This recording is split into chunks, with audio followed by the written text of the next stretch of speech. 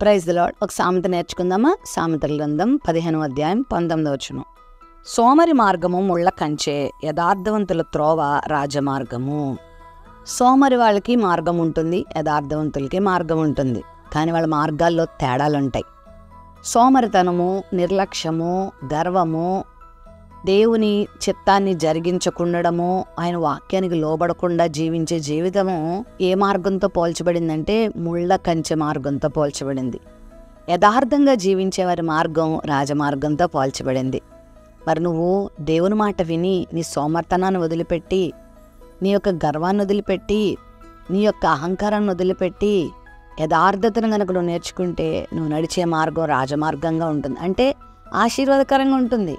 నువ్వు మేలులు పొందుతావు, నువ్వు దీవెన పొందుతావు, నువ్వు ఆశీర్వదించబడతావు.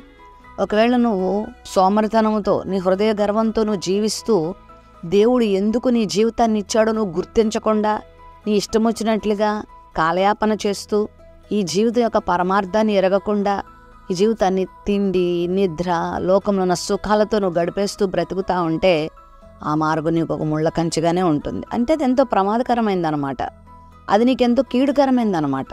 కాబట్టి నీ సోమర్తనాన్ని విడిచిపెట్టి చురుకైన వ్యక్తిగా, వినయమైన వ్యక్తిగా, ప్రభు కొరకు కష్టించే వ్యక్తిగా, ప్రభు కొరకు జీవించే వ్యక్తిగా, ప్రభు పనులు చేసే వ్యక్తిగా, దేవుని చిత్తమును గ్రహించి నా జీవితం దేవుడు ఎందుకు ఈ లోకానికి పంపించాడు అని నువ్వు గుర్తించి ఆయన మహిమ కొరకు నువ్వు బ్రతికితే నీ మార్గం రాజమార్గంగా ఉంటుంది. రాజు దగ్గరికి కూడా నువ్వు చేర్చబడతావు.